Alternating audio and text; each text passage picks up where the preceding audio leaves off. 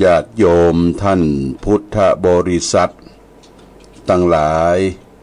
วันนี้รายการธรรมประทีปส่องต่าง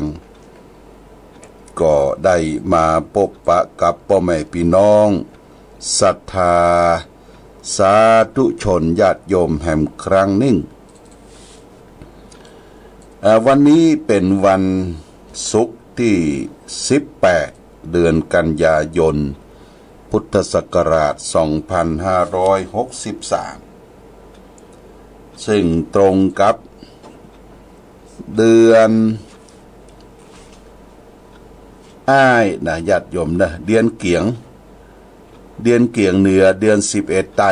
เดือนเกียงเหนือเดือน11ใต้ออก1ค่ำขึ้น1ค่ำวันนี้เป็นเดือนเกียงออกก็เดือนนี้ก็จะเป็นเดือนที่เฮาจะออกพรรษาละญาติโยมนะออกพรรษาวันที่2เดือนตุลาคมเดือนเกียงเนี่ยออกพรรษาละขึ้น1ค่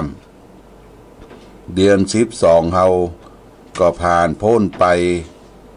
แต่ว่านี้เป็นวันพระวันศีลใหญ่เฮาก็ได้ไปทำบุญสุนทานกันที่วัดวาอารามที่ญาติโยมท่านสาธุชนเคยไปกันทำบุญใส่บาตรญาติปกเป็นการทิ้งทำบุญช่วงครบรอบของเดือน12เดือน12นี้เปิ้นกำหนดระยะเวลา1เดือนที่ญาโยมพิบาลได้ปล่อยสัตว์นรกมารับของกินของทานจากวงวานพี่น้องอันอยู่แห่งห้องและเมืองคนเตตวิสัยที่ออกมาแล้วก็มารับของกินของทานก็จะได้ไปพุทธไปเกิดในสัมปรายภพที่ดีแต่เปที่ออกมาบ่ได้ปะที่ปะน้องละเหเววนไปตามบ้านน้อยกองใหญ่เสาะหาพี่หาน้องบ่พบบ่ปาญาโยมพิบาลก็จะปาเอาเชือกเล็กมามัดจักลากไปสู่มรรกอย่างเข้าเนื้อญาติโยมได้ซึ่งเป็นคตินิยมที่เขาได้ทำบุญในช่วงเดือน12เหนือเนี่ยนะเดือน10ใต้ต่างเมืองเหนือเขาก็ตานเข้าสลักกะพัดตานกวเข้ากันเข้าตานเตศตานธรรมแล้วก็ต่างภาคใต้เพื่อก็ทำบุญเดือน10ทำบุญชิงเปรตเนี่ยตึ้งกระทำกันและญาติโยมในฐานะที่เราเป็นเราชาวพุทธก็ต้องทำบุญกันต่อไปจนหาชีวิตจะหาไม่วันนี้เป็นวันศุกร์ขึ้น1ค่ำเดือนเกียงนะญาติโยมวันนี้เป็นวันดีเนอะวันดีวันอมฤตโชควัน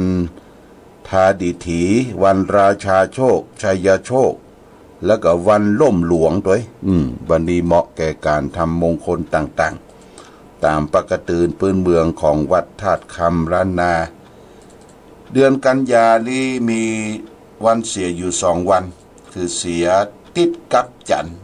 ญาติโยมเสียติดกับจันทร์นี่ทัดกันเลยนะเสียติดกับจันทร์ก็พึงเว้นจากการทำมังคละมงคลแต่การทำบุญสุนทานการเสี่ยงศพส่งซากส่งสักการต่างๆนั้นก็ว่าไปตามถ้าบ่ถือว่าเป็นการเสียแต่ถ้าทำให้มันเจริญขึ้นดีขึ้นงานมงคลนะก็ควรจะงดเว้นนะญาติโยมวันนี้ได้มาพบบรรยากาศจะครึ้มทางกรมอุตุนิยมวิทยาได้ประกาศให้เฝ้าระวังว่าญาติโยมนะวันที่18 19นี่นะพายุโซนร้อนจะเข้าที่เวียดนามเมืองดานังเมืองอย่างนั้นเปิ้นประกาศจะอพยพผู้คนละเป็นล้านคนแต่ก็พ่วงมาถึงทางบ้านเฮาก็ได้รับผลกระทบจากพายุโซนร้อนเนี่ยพายุนี่นะมันจะมาถึงบ้านเฮาก็คือฝนก็จะตกแล้วก็ต้องระมัดระวัง เรื่องฟ้าเรื่องฝนเรื่องน้ำท่วมน้ำหลากต่างๆในช่วงเดือนในช่วงวันที่18-19เนี่ยก็ต้องระมัดระวังเพิ่นได้คำนวณจากกรมอุตุวิทยาอันนี้เป็นเรื่องของธรรมชาติถ้ามาอู้ถึงเรื่องของธรรมชาติเนี่ยญาติโยมเขาจะไปบนบานศาลกล่าวขอร้องต่อรองกับเทพอารักษ์หรือกับธรรมชาตินั้นมันบ่ได้นะฝนจะตกแม่มารจะเกิดตูเจ้าจะซิกเน้นจะซิกเนี่ยมันห้ามบ่ได้เพราะฉะนั้นสิ่งเหล่านี้มันต้องเป็นไปตามธรรมชาติธรรมะคือสิ่งที่มันเกิดขึ้นตามธรรมชาติมีอยู่ก่อนแล้วนะญาติโยมธรรมะนี่แปลอย่างหนึ่งว่าแปลว่าหน้าที่ที่เราจะต้องประพฤติปฏิบัติทุกขั้นทุกตอนของชีวิตเมื่อเราปฏิบัติธรรมปฏิบัติหน้าที่อย่างบ่ขาดตกบกพร่องพ่อแม่ก็ทำหน้าที่ของพ่อแม่เมื่อกำเนิดเกิดลูกขึ้นมาแล้วก็พยายามอดทนต่อสู้เลี้ยงดูพ่อกอยจะไปทิ้งเขาจะไปขว้างจะไปทิ้งเขาส่งเขาได้ห้ามเรียนศึกษานี่เป็นหน้าที่ของพ่อของแม่ลูกเต้าบุตรธิดาเมื่อพ่อแม่ส่งห้ามเรียนศึกษาก็พยายามร่ำเรียนศึกษาหาวิชาความรู้ญาติโยมเด้อเท้าพิษหน้าที่ของเฮาเมื่อใดเนี่ยแพร่ออกไปจากนอกเส้นทางก็ทำให้เกิดความเดือดร้อนอย่างเช่นว่าพ่อแม่ส่งลูกส่งเต้าไปห้ำเรียนศึกษาในหัวในเวียงในถิ่นเจริญไปคบเปื้อนคบฝูงไปยังทำสปะญาติโยมคบกันเป็นแก๊งลายโคโลคาลาอยู่กันไปแล้วก็ยกพวกบุบกันตีกันยิงกันเดือดร้อนไปถึงพ่อถึงแม่ประเด็นนี้ญาติโยมนะถ้าลูกได้ไปเป็นแก๊งมอเตอร์ไซค์พ้องแก๊งรถซิ่งพ้องแก๊งอย่างเปิ้นจับยับไปถึงพ่อถึงแม่ตัว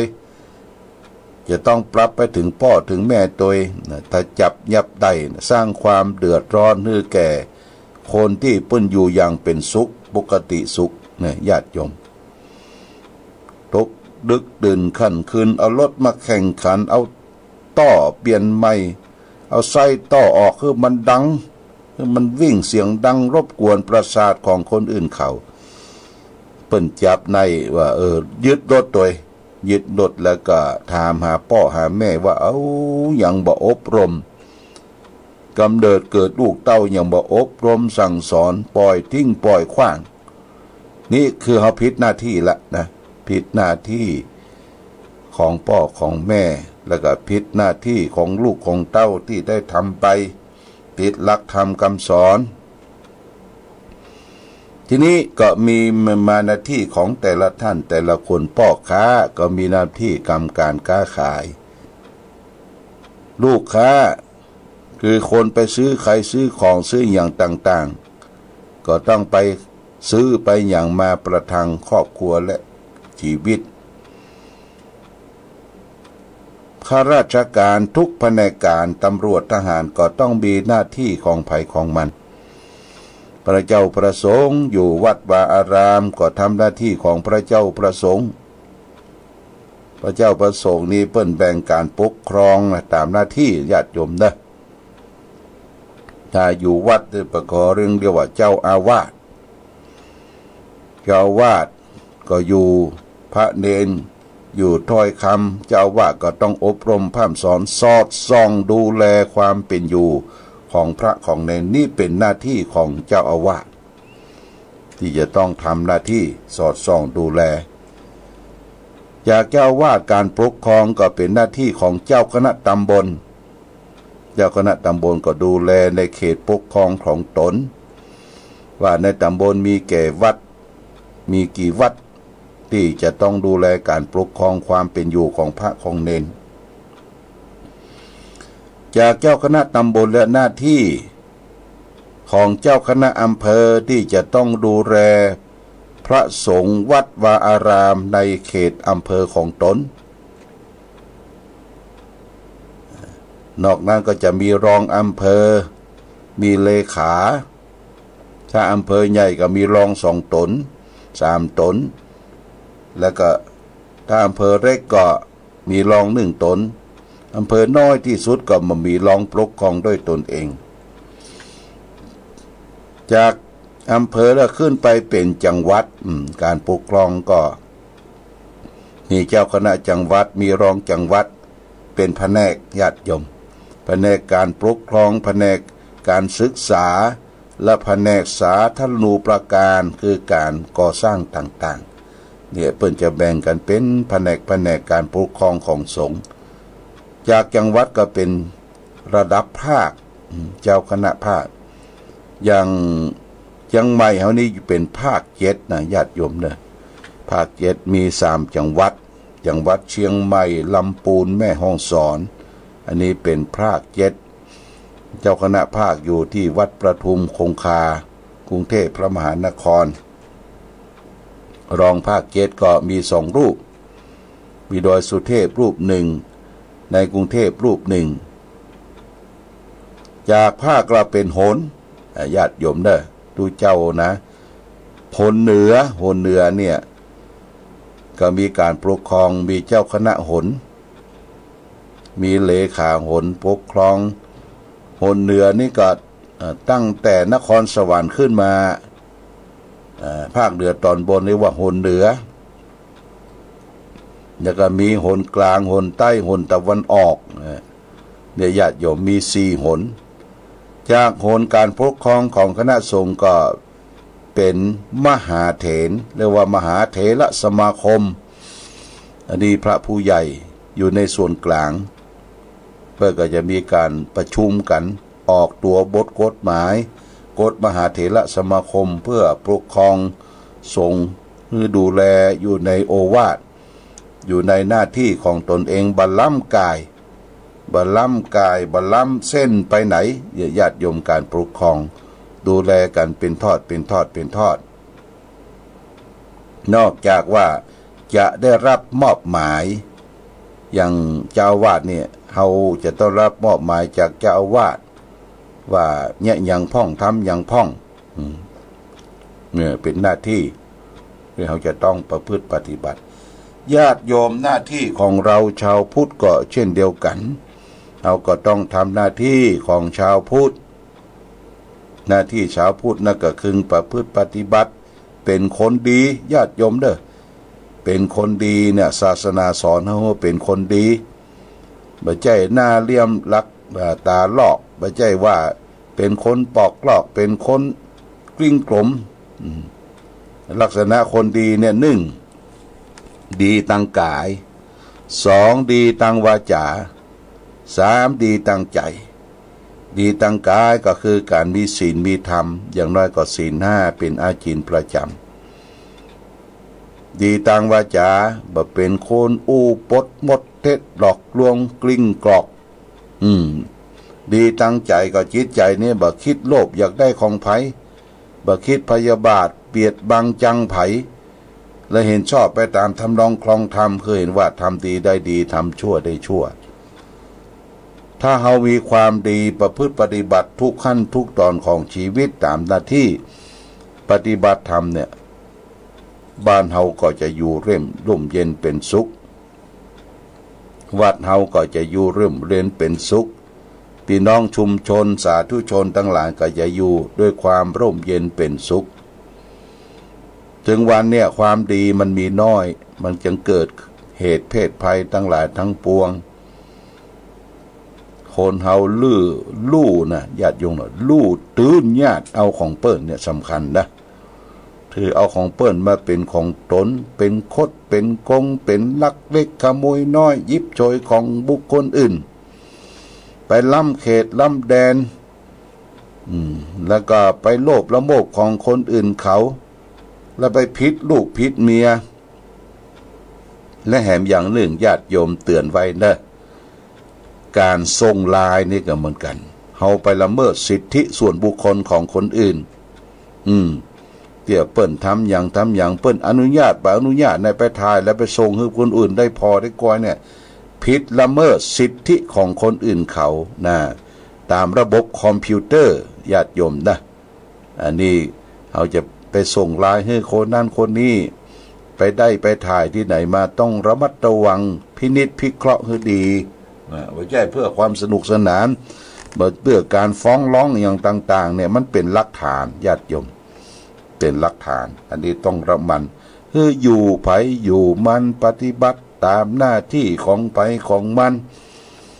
ไหว้พระสวดมนต์เจริญศีลสมาธิปัญญาเราก็ได้ทำหน้าที่ของเราอย่างถูกต้องเพราะฉะนั้นก็ฝากข้อคิดหน้าที่ฝากไว้ให้ญาติโยมสาธุชนทั้งหลายได้พึงประพฤติปฏิบัติวันนี้จะเอาธรรมะทางสุขใจมาฝากคือแก่ญาติโยมท่านสาธุชนธรรมะทางสุขใจวันนี้เรียกว่าสวรรค์ของคนยากความสุขสวรรค์คือความสุขสวรรค์ของคนยากมันเป็นจะได้ญาติโยมเนื่องจากในจักรวาลทั้งหมดเนี่ยนะ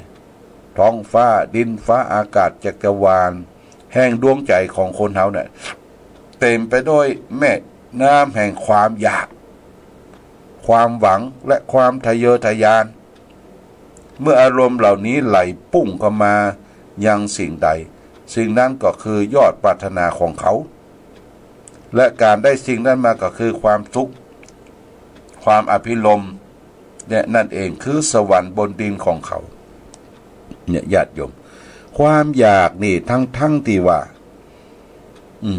มันเป็นกิเลสนะมันเป็นความเร่าร้อนบางคนนี่ญาติโยมนะติดนิสัยอย่างไรไปอยู่ที่ไหนก็เอาเปรียบเอาเปยเปิ้นนะไปเอี่ยวบ้านเปิ้นไปวัดไปว่าอันยังคือได้ก่อนบอกว่าของอย่างที่ได้ก็นึกไปถึงปุ่นตั้งบ้านตั้งจองไปเก็บนั่นเก็บนี่เก็บใส่ซ่าใส่บุงนี่ความอยากที่จริงก็ไม่ใช่กินเกินขนาดนั้นนะอย่างเปิ้นว่าเปิ้นเลี้ยงอาหารไปรับอาหารเปิ้นเข้าแถวไปความอยากมันสั่งการที่ญาติโยมนะสั่งการใจกิเลสมันสั่งเอาจนคนตั้งหลังบ่พอกินนะบ่พอกินบ่พอใจบ่เพื่อแผ่แก่บุคคลอื่นที่จริงเอาไปนักหนาปาป้านเปิ้นห้องว่าลำโมบโลภมากไปตักอาหารเกินกินบ่เสี่ยงรับประทานบ่หมดก็เอาไปทิ้งไปขว้างเพราะใจมันสั่งความอยากนะอยากบางคนนี่มีอย่างต้องไปแมทไปลักของเปิ้นติดไม้ติดมือมันเป็นนิสัยนะญาติโยมนะไปบ้านเปิ้นไปแมทไปยังเปิ้นติดใสทุกเจ้าก็มีนะบางวัดบางวาไปวัดไปนั่นวัดนี่เปิ้นกินเปิ้นตาลอันยังก็ได้สักอย่างมันติดนิสัยอย่างนี้ความอยากพอดีนะเป็นกิเลสสิ่งใดที่ใจของเฮาอยากได้หรือหวังที่จะได้นั้นบ่ใช่แต่สิ่งที่ดีงามเสมอไปบางครั้งบางทีก็ถูกกระตุ้นด้วยแรงอยากมากๆจึงทำให้มองเห็นสิ่งที่เลวร้ายเป็นความดีความงามไปและก็พร้อมที่จะกอดเกาะวัดเอาความเลวร้ายนั้นมาเป็นของตนเช่นเดียวกับคนที่หิวกระหายมองหันของที่พึงจะกินได้ทุกชนิดเป็นของน่าอร่อยไปหมดเพียงแต่กินอาหารโชยมาเตะจมูกก็น้ำลายไหลยิ่งหิวมากเพียงใดความโอชะของอาหารก็มีมากขึ้นเพียงเท่าอันขนาดอาหารสกปรกนะคือบูดเน่าพอดีพอร้ายก็บ่มีความรังเกียจเพราะความอยากนั่นเองรับอาหารได้จนอิ่มนีพีมันต่อเมื่ออาหารเกิดเป็นพิษในร่างกายและญาติโยมถ้ามือต้องมันเสียต้องเน่าต้องลงและเขาก็จึงจะรู้สึกตัวว่าพิษนะญาติโยมนะพิษบาปคือความชั่วร้ายความเสีย ก็เป็นเช่นเดียวกับอาหารมันก็คือมีความอร่อยเมื่อคนเฮามีใจอยากถ้าอยากน้อยๆก็บ่พอจะเป็นหยังแต่ถ้าอยากนักเนี่ยคนเฮาก็ทำบาปทำกรรมได้ทุกอย่างบ่เคยมีความขยะแขยงบ่คำนึงถึงว่าของที่เปิ้นจะได้มาของด้วยความทุกข์ยากลำบากไปแมทเอาของเปิ้นไปเอาของเปิ้นเนี่ยมานึกถึงหัวอกคิดใจของคนที่ได้รับผลกระทบในญาติโยมการกระทำบาปนั้นบางทีก็ทำให้คนเฮาเนี่ยสนุกเพลิดเพลินไปเสียยิ่งได้ทำบาปก็ยิ่งลำพองใจทำให้คนหลงเข้าใจผิดว่านั่นเป็นความเก่งกล้าสามารถของตัวแต่เป็นเก่งกล้าสามารถในทางที่ผิดนะญาติโยมแล้วก็มาภาคภูมิใจว่าสิ่งที่ทำไปนั้นเป็นความดีความงามแต่ถ้าคราใดบาปนั้นได้จังหวะพลิกผลแล้วคนเขาคนบ่ฮู้เนี่ยคนโง่จึงรู้สึกตัวแต่ก็สายไปแล้วญาติโยมบ่มีทางที่จะหลีกเลี่ยงแก้ไขได้ต้องเสวยผลแห่งบาปหรือว่าวิบากกรรมนั่นต่อไปจนกว่าจะสิ้นสุดของกรรมการทำบาปด้วยความเพลิดเพลินจึงเป็นสวรรค์ของคนยากทีนี้ก็มีนรกรองรับอยู่ภายใต้นั่นเองมัทุวามัญญติภาโรยาวะปาปังนปัชชติยถาจะปัสสติปาปังอาทะทุกขังนิคัจฉติบาป